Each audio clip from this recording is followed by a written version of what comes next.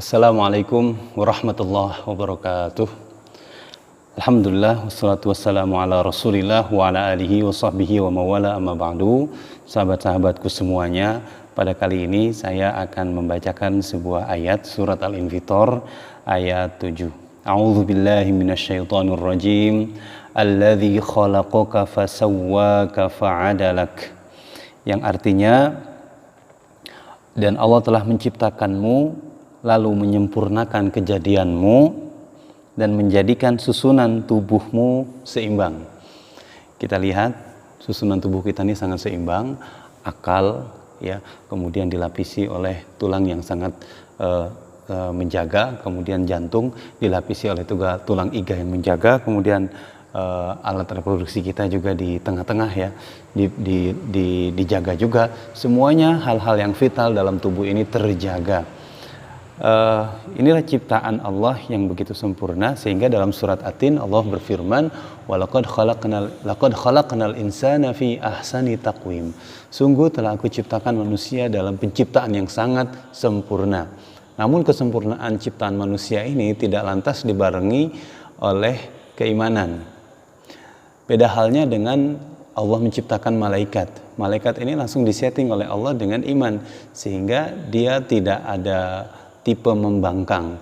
Apa perintah Allah akan langsung dilaksanakan. Suruh sujud akan terus sujud. Suruh menyembah Allah akan terus menyembah Allah. Berbeda dengan manusia. Meskipun ciptaan kita ini sudah sempurna, fi ahsani taqwim, sesempurna ciptaan, namun banyak sekali orang yang tidak kenal dengan Allah.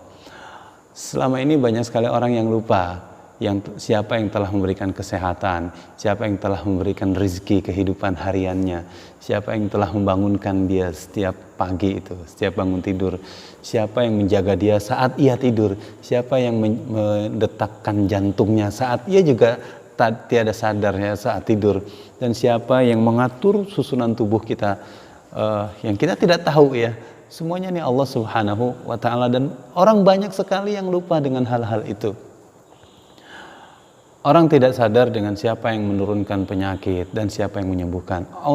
Orang tidak sadar siapa yang telah memberikan karunia harta kepadanya dan memberikan kemudahan rezeki baginya. Orang sangat lupa dengan penciptaan langit dan bumi. Padahal Allah Subhanahu wa taala telah menjelaskan ya dalam surat Al-Imran ayat 190, inna fi khalqis samawati wal ardi wa ikhtilafil laili wan nahari la ayatin liulil albab. Sungguhnya dalam penciptaan langit dan bumi dan pergantian siang dan malam, jadi dalam 24 jam ini sebenarnya sudah banyaklah ayat, tanda-tanda kekuasaan Allah bagi orang-orang yang mempunyai pikiran. Namun setiap hari ini kita lewat melihat burung yang berkicau, kita tidak bertasbih bahwa ini adalah bunyi yang indah dari Allah Subhanahu wa taala. Ketika kita melihat pemandangan hijau, gunung-gunung yang indah, juga kita lupa kalau ini adalah ciptaan Allah Subhanahu wa taala. Air jernih yang mengalir di sungai, juga kita lupa ini adalah ciptaan Allah Subhanahu wa taala. Dan itulah contoh fenomena bahwa manusia yang pintar ya, dia bisa menemukan kecanggihan teknologi, meneliti anatomi tubuhnya, namun kalau nggak punya iman, dia tidak akan menemukan siapa sang pencipta seluruh kesempurnaan yang ada atau yang ia teliti, yaitu pada dalam ilmu pengetahuannya. Sangat mahal iman. Coba kita lihat ketika manusia ya Allah turunkan Nabi Adam, kemudian mulai itu pertarungan antara iman dan kekafiran, antara iman Habil dan juga antara Qabil. Dan berikutnya Allah utus Nabi Nuh ya, selama 950 tahun yang manusia yang mau menerima dakwah Nabi Nuh, yang mau beriman itu hanya segelintir orang selama 950 tahun.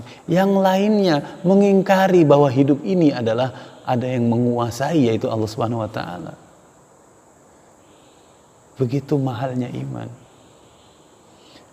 Dan setelah Nabi Nuh hilang, iman mulai merosot, orang mulai kembali kepada kekafiran, diutus lagi, yaitu kaum Ad, wa ila adin akhahum Huda.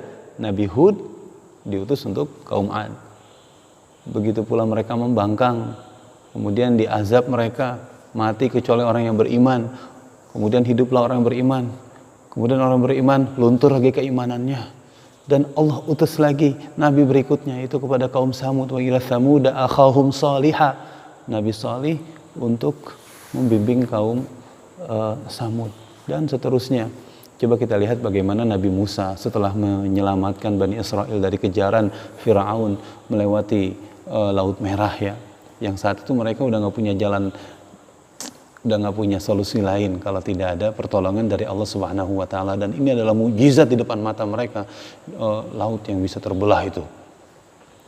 Namun sesampainya di padang pasir sana, mereka melupakan Allah Subhanahu Wa Taala.